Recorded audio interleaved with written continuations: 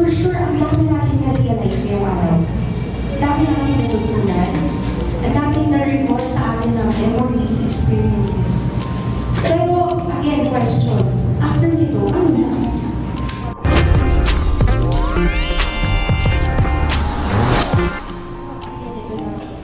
Bigyan kami nito ng energy, ng lakas para magpatuloy sa pang-araw-araw.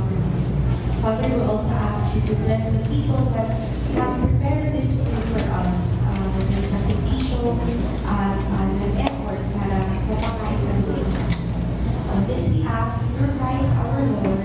Amen. Father, Son, the Holy Spirit. Amen. Palakpakan naman natin ang Diyos sa buhay. Gusto ko muna gawin, tayo muna tayo. Tayo muna tayo. Yan. Tayo muna. Okay? Okay. Kaya I want you to face right. Face right. And then, after you face right, I want you to extend your arms sa harap. Yan. Dapat kapag mo yung shoulders nung nasa harap mo. Okay, nasa akin dito sa aisle. Abutin nyo yung nasa kabila. Yung mga nasa aisle. Yan. Tapos ngayon, what I want you to do is massage. Sarapan mo kayo. After ng tense na nangyari. After ng tense na nangyari, dapat may isip ka. Pitik-pitik ang mga teka ka. Pitik-pitik ang mga teka. Isip-isip. Patok-patokin mo yung ulo. Patok-patokin mo yung ulo. Okay pa ba? Okay pa ba? Ayan. Okay. Siyempre, it's time to make ganun. O, go! Kabilang side naman, massage din. Ayan, massage. Chok. Pitik-pitikin mo rin. Pitik-pitikin mo yung tenga. O, patok-patok mo rin yung ulo na. Uy, ang nangyayari sa inyo? Massage. Chismisan pa kayo. Ayan, patok-patok mo rin. Ayan. Okay, face front. Okay, hands up, everyone. Hands up. And maybe you can just okay, stretch forward. Stretch forward. Okay, dapat ramdam yung stretch. Kapit sa back and sa back. Stretch backward. Ayan, kami dahil nilinig na ako tumutulog-tulog. Hindi ko mapalain na gano'n ako kitanda. Okay, upo na tayo. Alam ko, masama gawin yun. Busog. Wala namang mangyayari sa akin. Okay, praise God. Before anything else, I want to introduce myself. Siyempre, bagong mukha ako. Tama? Hindi po. Hindi ka po bagong mukha. Sanay na po kami sa mga mukha. Ako po si Sister Cathy Romance. And ako po ay isang dating youth din, tulad ninyo, pero sa Hand of the Sower Catholic Community. At ngayon, singles na ako sa Hand of the Sower Catholic Community. Pero before, we were given a chance na mag-go through ng formation with some of the FGSU. Kaya yung iba sa inyo, very familiar ako personally. Like yan, si David, yan, sabay kami halos sa formation yan. Tapos sinare niya kanina, pag 5 meses yan na daw. Very good, David. Pero again, it never gets old, sabi nga. It never gets old. And then si Jella, kasama na namin yan. Oo. Pero, actually, like si Mikey. Si Mikey, sorry Mikey, sa special mention kita. Si Mikey, bata pa lang yan. Kilala na namin yan. Kasi ang laki pa lang yan ito. Pero di ba Mikey, bata pa lang yan, tahimik na yan. Hanggang ngayon, tahimik na yan. So, keep it up Mikey, keep it up. Okay, tapos, sino pa ba? Oo, karamihan sa inyo, hindi ko na masyadong kilala, pero we're so blessed kasi magkasama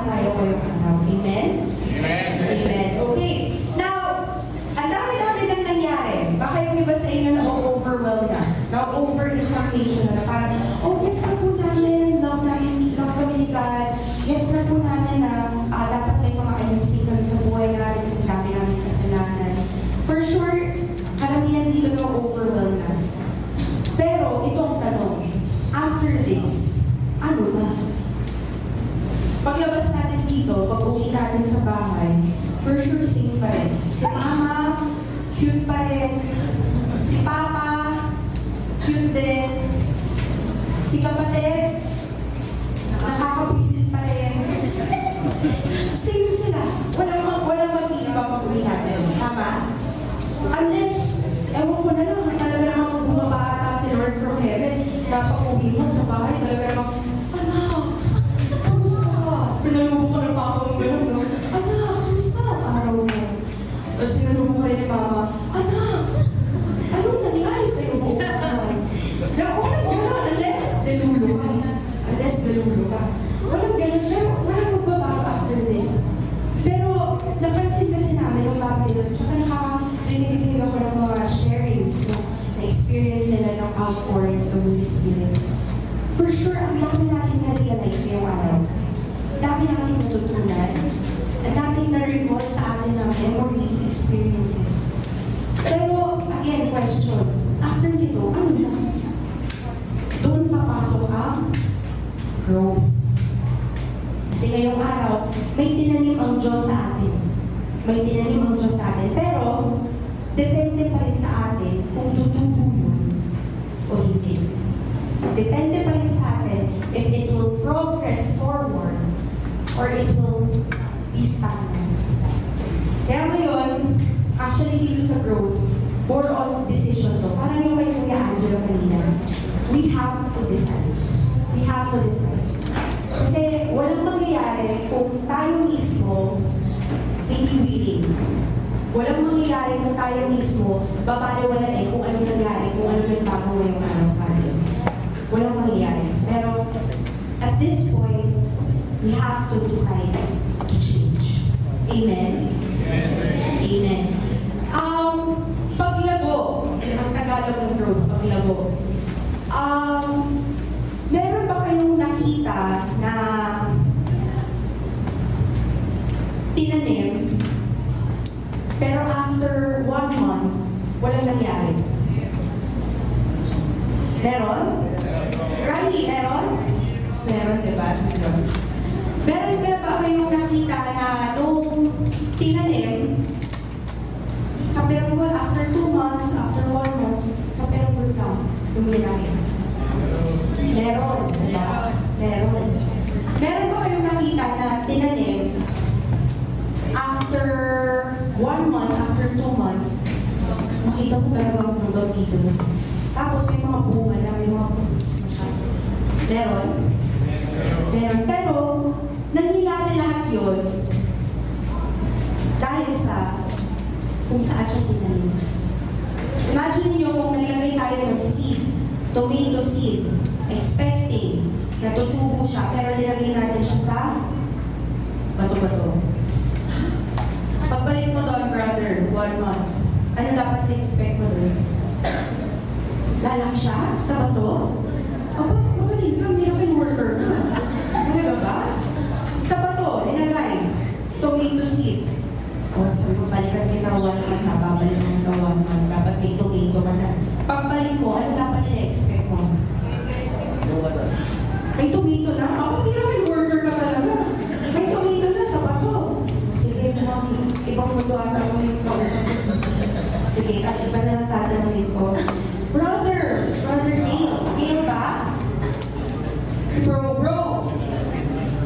Pag naglagay ako ng seed, tomato seed, sa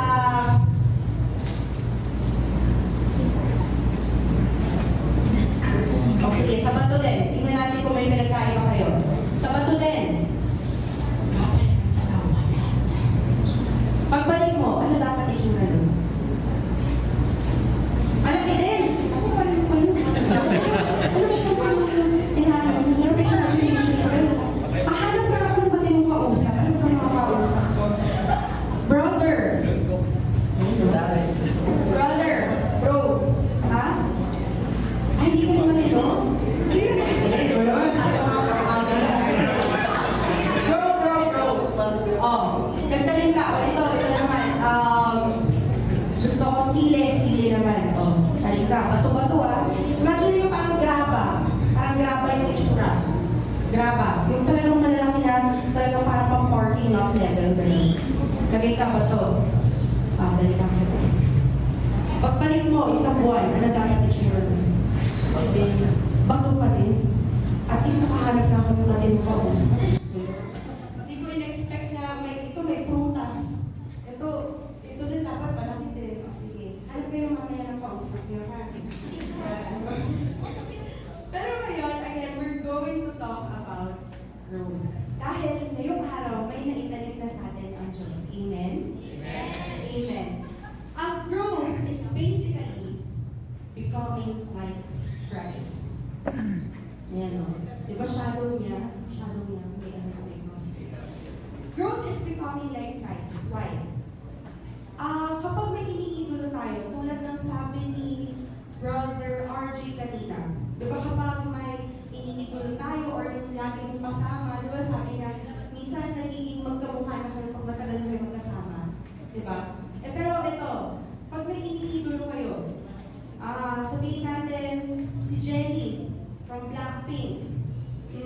Nung time na nagpa-white hair siya sa front, di ba? Ang daming gumamay sa kanila.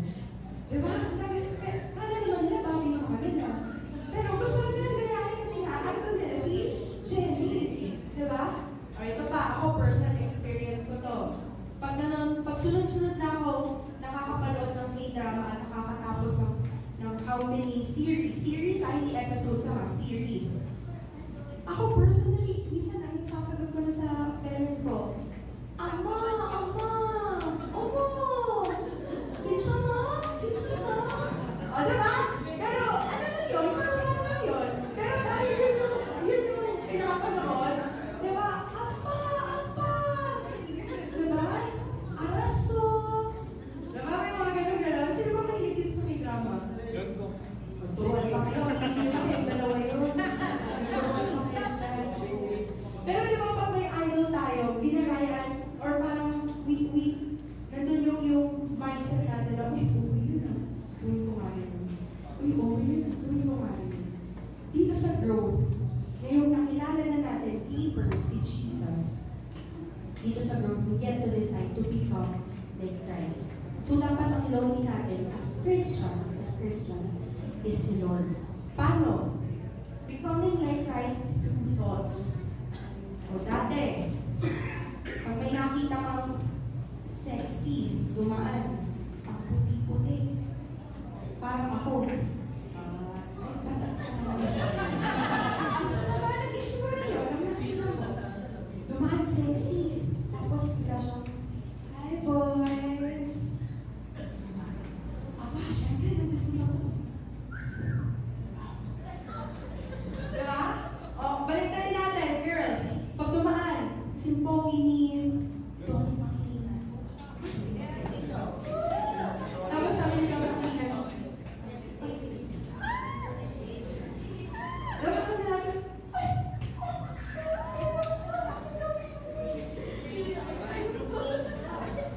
Dati puro kalaswaan ang nasa isip natin or puro kalokohan ang nasa isip natin. But again, dito sa growth challenge natin to become like Christ. Again, it is a decision every day. It is a decision to become like Christ. Ano pa? Sa thoughts, ano ba yung mga iniisip natin pag sa thoughts? Dati, puro darkness. Puro, wala nang nagmamahal sa akin. I'm gonna end it. Dati, puro darkness dati. Doon tayo nag-lean more. Pero ngayon, again, this is a reminder for all of us. Growth is designed to become like Christ in our thoughts. Amen? Amen. O ito, dati, nakita mo lang siya. Gina-judge mo na. Ayan na, humimili na siya sa akin. Ibig sabihin. Yung talaga namang nakita mo lang naka-spaghetti strap sa simbahan. Ay, mahal siguro. Malagay siguro. O, tingin pa lang, negative na, judgmental na. Again, at this point, growth is decided to become like Christ. Sunod, become like Christ through words. Aminin natin, mahilig tayo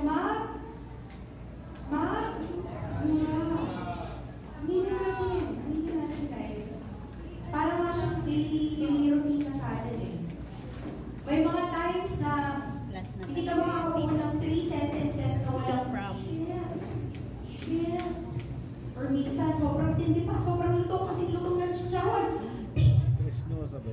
Hindi si kanina.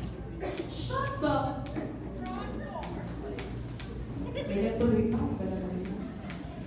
Oo, ngayon, we need to check ourselves.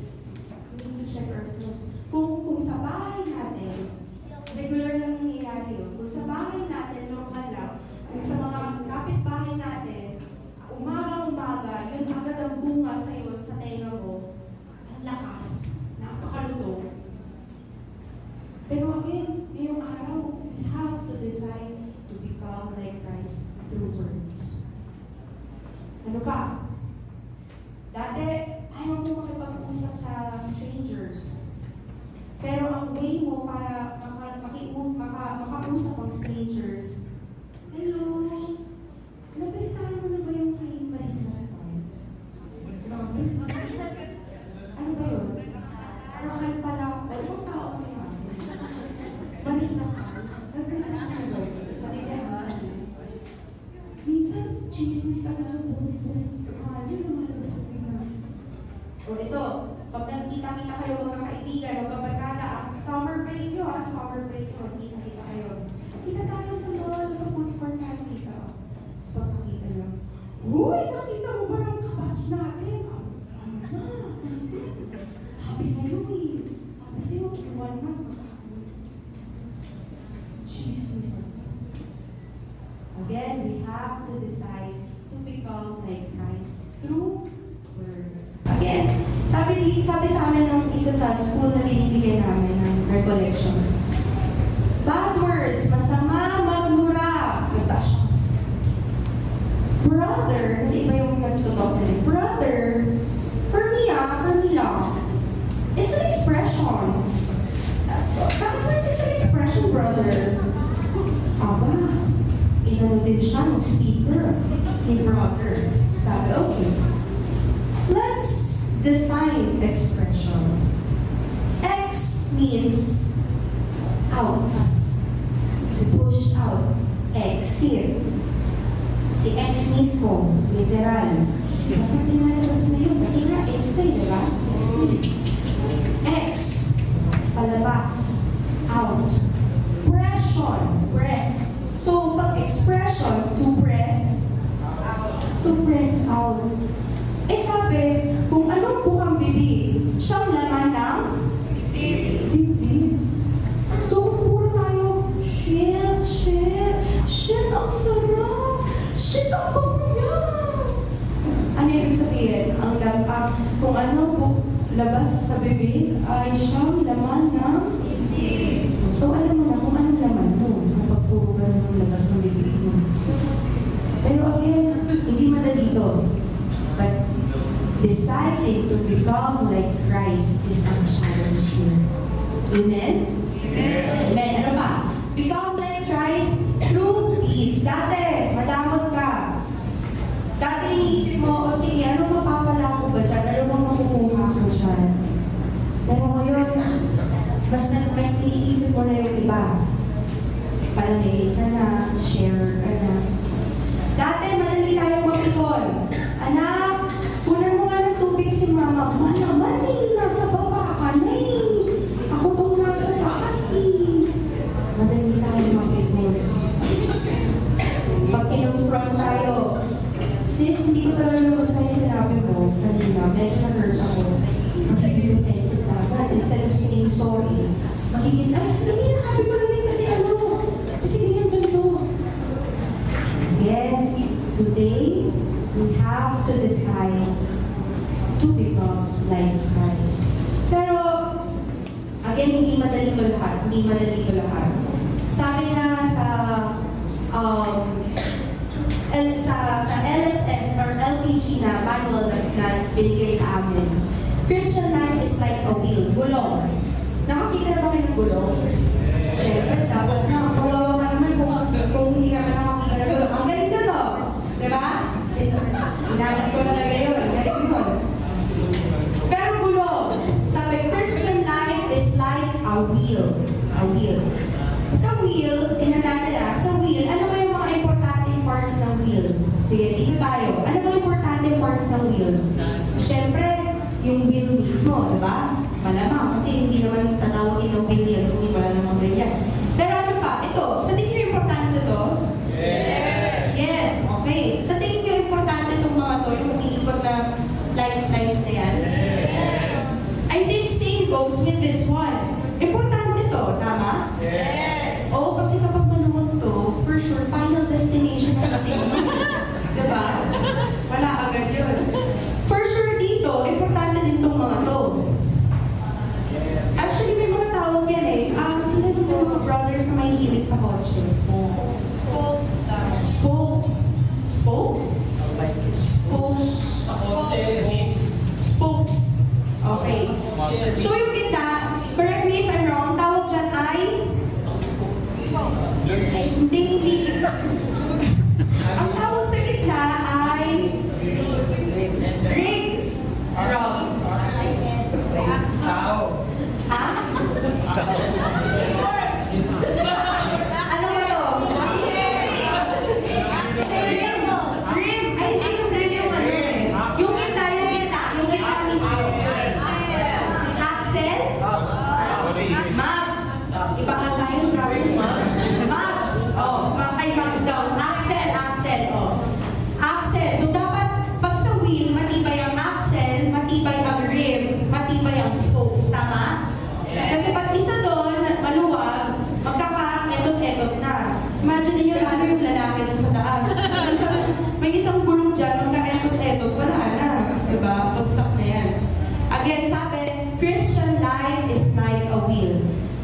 Ang sentro ay si Jesus na dapat matibay, dapat malakas. Kasi siya ang nagbibigay ng direksyon at ng lakas kung saan pupunta talaga yung gulong. Amen? Siyempre yung gulong mismo or yung rim mismo is our Christian life. Pero yung mga spokes, kung malambot ang spokes, walang pupuntahan din ang gulong. Amen? Kung malambot ang spokes or may bali na spoke dyan, then it's yung, again, parang final destination yun, tapos i-highway mo yung motorsiklo na gano'n. Then it's yun.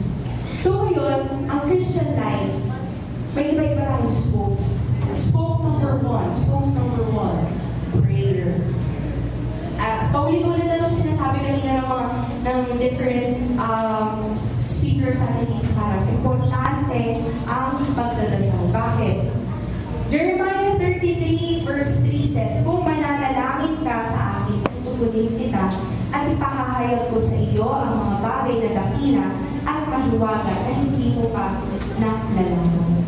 Ang describe sa akin ng papa ko before nung bata ko, praying to God is like pulling yung, anong tawag din sa end brother? Laylayan. Pulling, hinihila or inaabot mo yung laylayan ng Diyos pag nagdadasal tayo. Di ba? Imagine natin si God malaki, si Jesus malaki. Pero every time we pray, para tayong mga bata, para hindi tayo talagang mga anak na pray ako, kausapin kita please. Tapos bago, kasi ano yun? Habang pag nagdadasal tayo. Pero, again, prayer is calling God's presence at that precise moment. Kaya dapat, ito ay reminder lang sa atin kasi for sure, alam niyo naman na ito eh. Reminder lang to sa atin na sa lahat ng gagawin natin, magdadasal tayo. Magko-commute ka, aalis ka ng maaga, aalis ka ng late, dasal ba?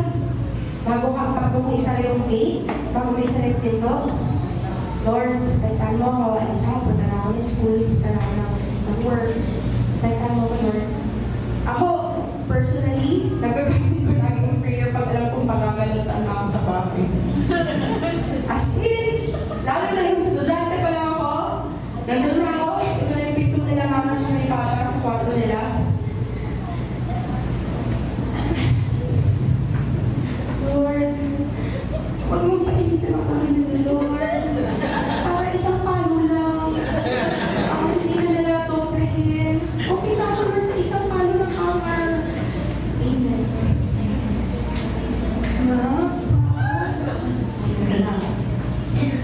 Kaya actually, yung gamay na mamagapay nito.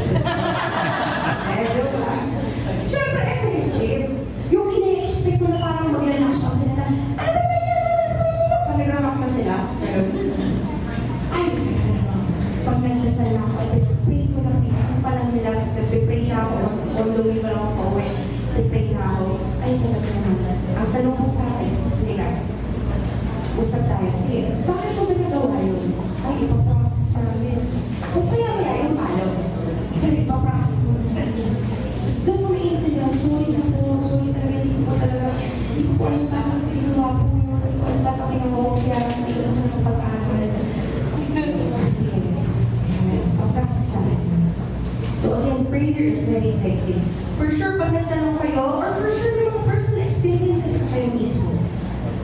Siguro games or contests na sinalihan or projects or thesis defenses na sinalihan nyo or ginawa ninyo, tapos nagdasal muna kayong groupmates, nagdasal muna kayong classmates.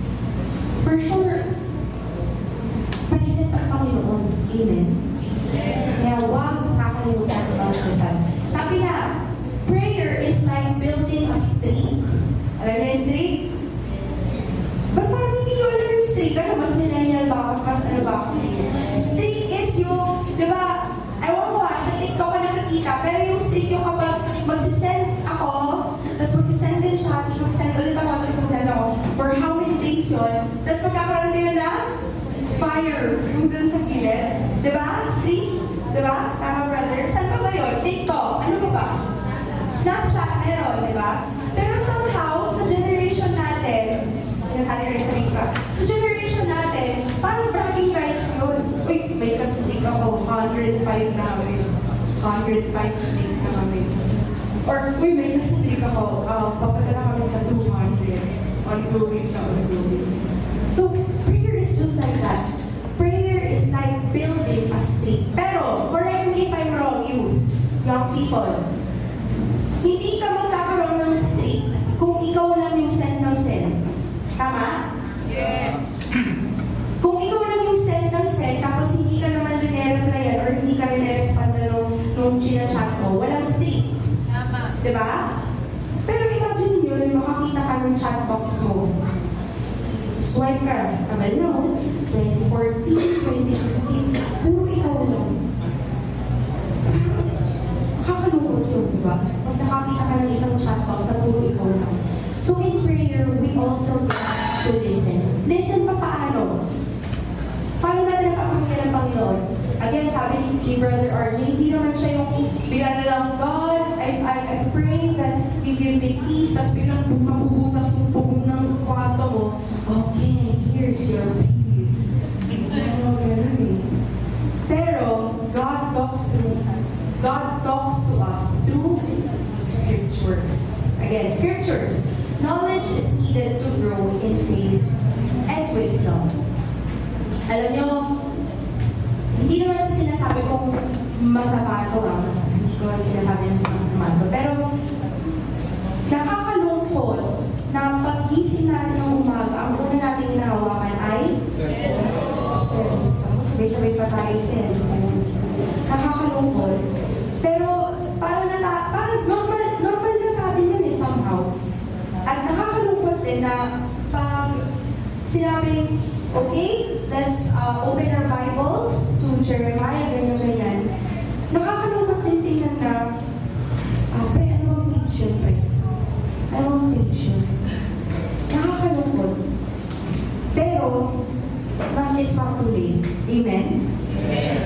It's not too late to discover or get to know God through scriptures. Amen? Amen. Ngayon, sabi dito, Word of God is God's love letter for us. We cannot love God and we cannot feel God's love kung hindi natin siya kilala. Tama?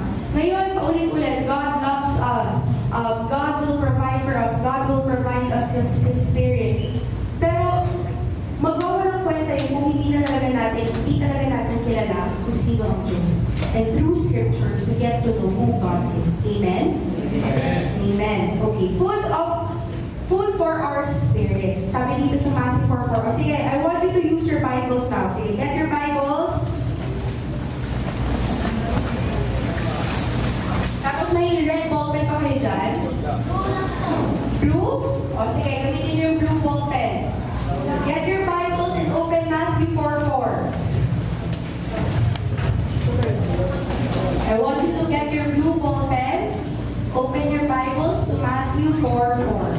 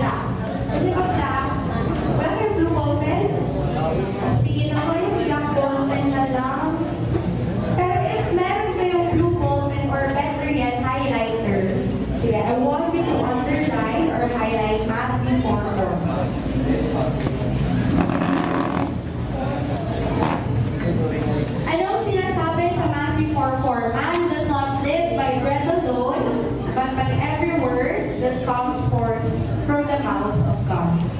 Busog tayo sa earthly bodies natin. Busog tayo literally. Pero minsan, nararamdaman natin yung lungkot, nararamdaman natin yung depression, nararamdaman natin yung takot. Dahil yung espiritu mismo natin ay uhaw, ay gutom. And through scriptures, yan ang pagkain ng ating espiritu. Kanina sa outward, the Holy Spirit, nabigay na sa inyo, na-receive nyo na ang Holy Spirit. Pero from now on, growth. Kailangan nyo i-feed ang Holy Spirit with scriptures. Okay? Na-underline na? Okay, very good. Sige, let's move on. St. Jerome said, ignorance of the Bible is ignorance of Christ. Again, kung binabaliwala mo yung pagbabasa ng Bible, kung binabaliwala mo yung pakikinig ng scriptures, lalo na sa misa, it means you're ignoring Christ.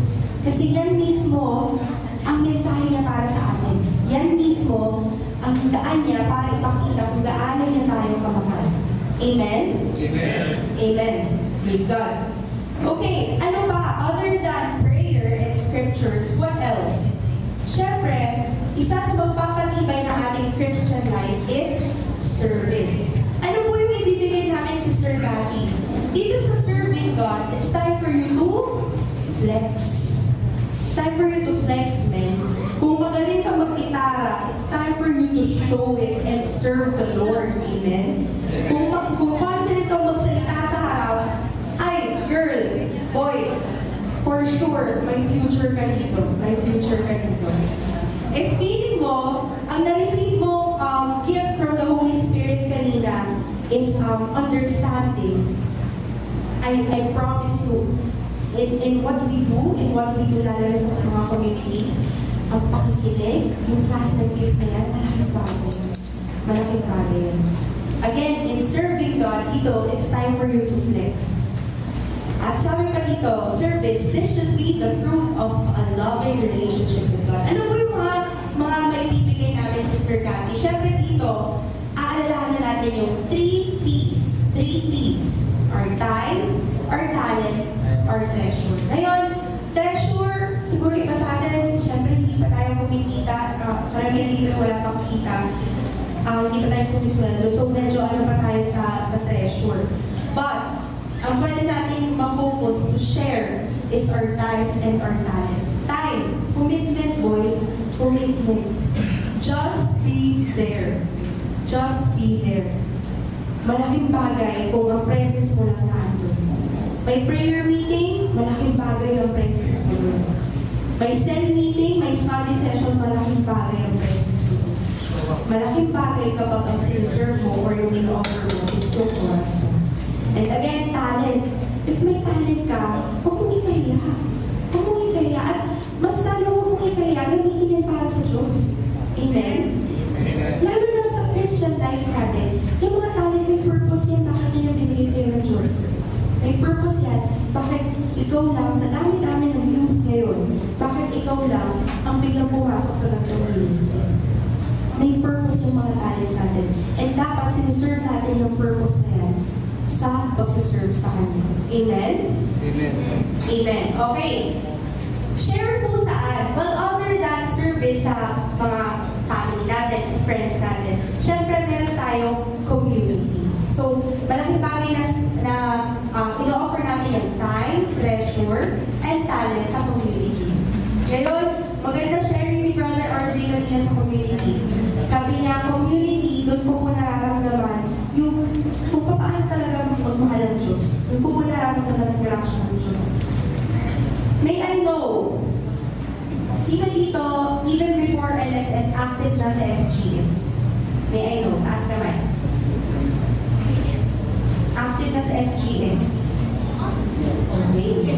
So, parang brother, dalawang isip ka pa. Hindi naman. Sure ka na? Okay. So, magandang bagay na may community. Malaking bagay na may community. Amen. Sabi nga, community is like a bigger family. Venue for service, an environment of love gives us a sense of belongingness, environment of growth, and environment to grow in Christ. Meron akong kakilala na brother na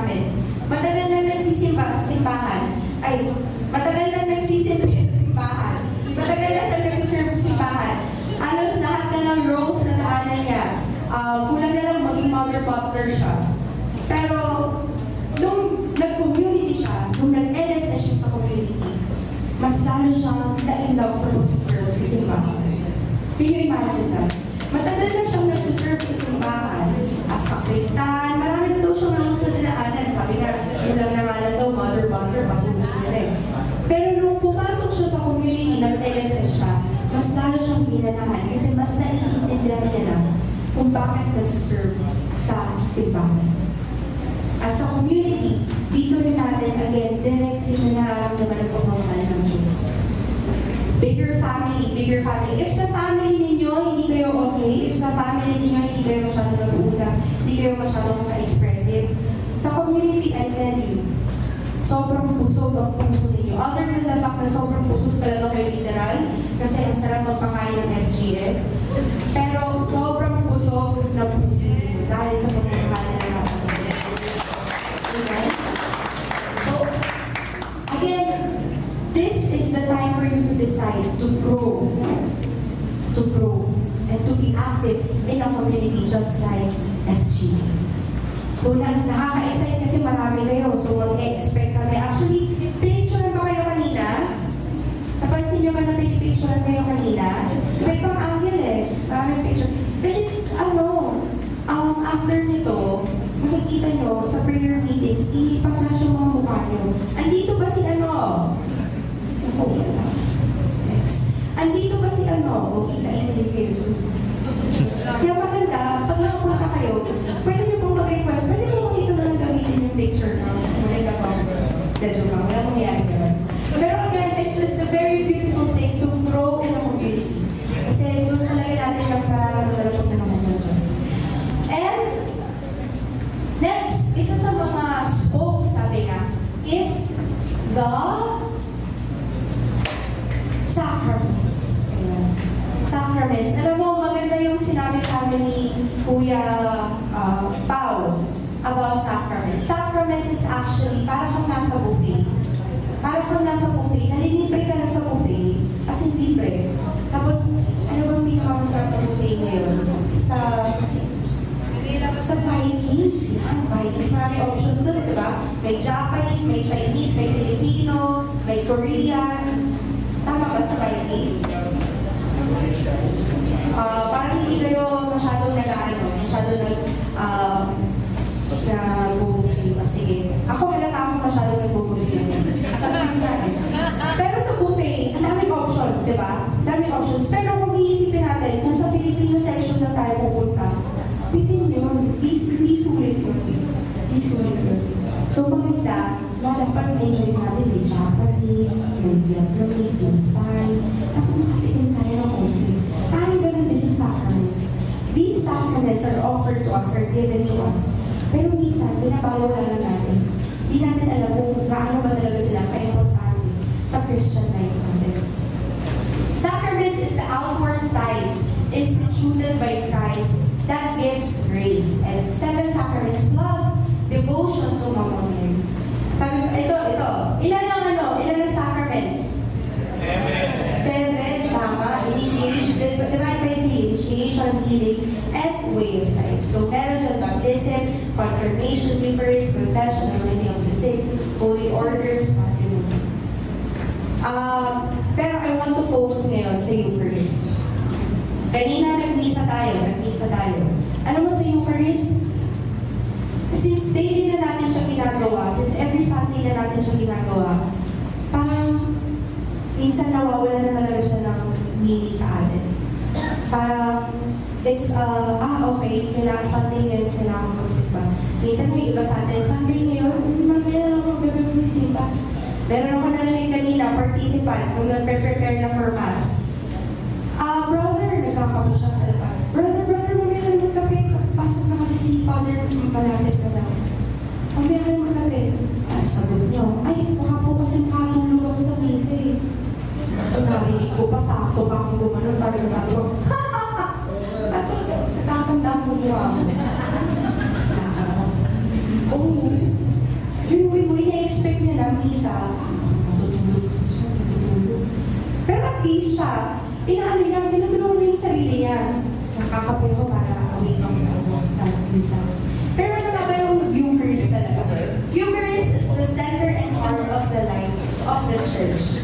remembers of me. Marami dyang references from the Bible. From a Greek word, Eucharistesis, or thanksgiving. And it is a feast. Alam niyo bang feast ang Eucharist? Alam niyo ba yun? So I think, tama yung sabi sa amin ni Papa eh. Pag Eucharist, ay pag may debo kang a-attendan, one night, ang lakas natin makabili ng bagong damit. Ang lakas natin makabili ng bagong makeup. Yung iba nga, debo lang yun, debo ng ibang tao yun debo ng ibang tao. Masan kayo malapit na salon, kaya magpa-makeup, magpa-hair. Debo ng ibang tao yun. For one night na. Grabe natin pagkitaan. Pero ang Eucharist, minsan tayo, maghinisa tayo. Ano ba yung mga nasa top na damitan ko? Ito pwede na siguro, ito na pwede na. Tara na! Ay, talaga naman. So makikita mo, nandun yung mga naka-spaghetti strap, naka-tube, naka-shorts. Oo, kailangan. Ngayon, at this point na nag-LSS na tayo, ngayon dapat sensitive na tayo sa Lord. Kasi Eucharist, true or false? Present si Jesus mismo doon. True or false? True! True? Mali. Medyo tama. True. Present si Jesus. Si Jesus mismo yun. Can you imagine? Jesus, yung Savior natin, tinatanggap natin every time na natin Eucharist. Ibang level yun. Ibang level. Kaya, grabe actually yung Eucharist. Sobrang nourishing yan.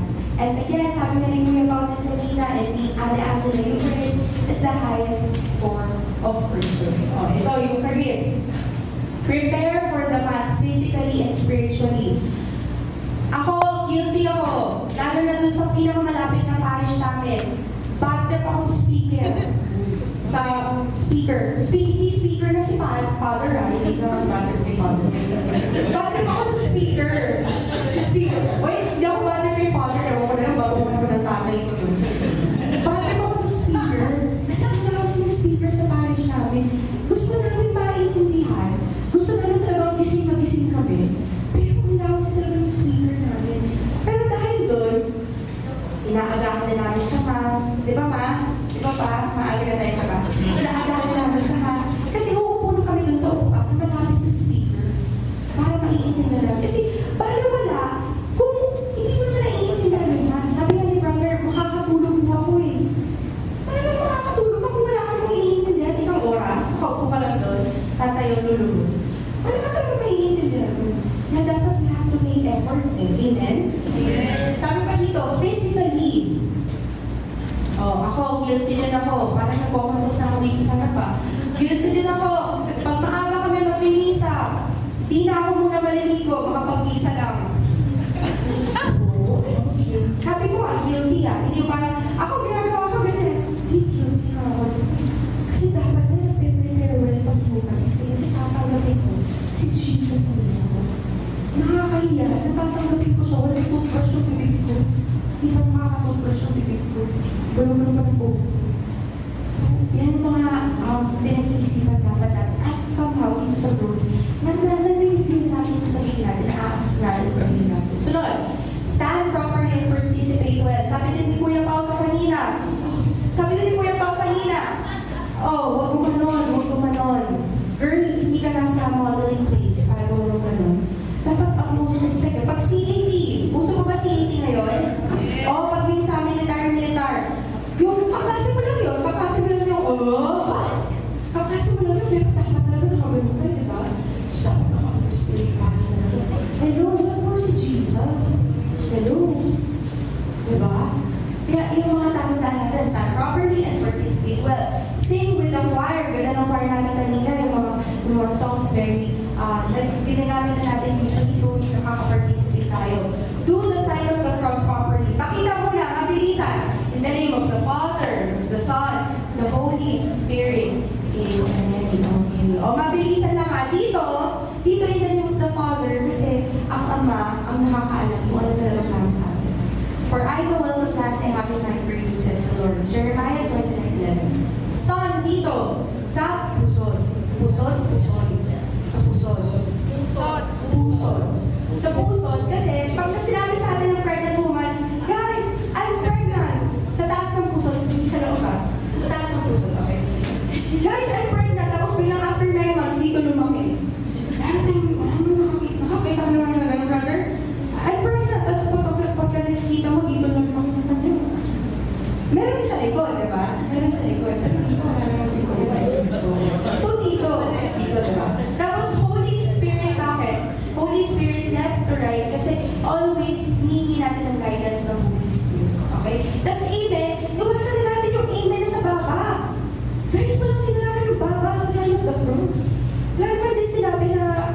baba, may kinalaman yung baba ng crucifixion ni Jesus. Wala namang ganun. So, ang pwede natin gawin, instead of baba, pwede natin gawin, we make a sign of the cross with our fingers. Tapos yun yung ikikis natin. Or pwede naman talaga, put your hands together. Okay? Okay. Next, attend the Mass from beginning until the end. Hindi ito parang cinema, hindi ito parang movie na kung saan mo abutan, doon na lang. Dapat masimulan at ma-end natin yung maigli. Take the body of Christ. Okay?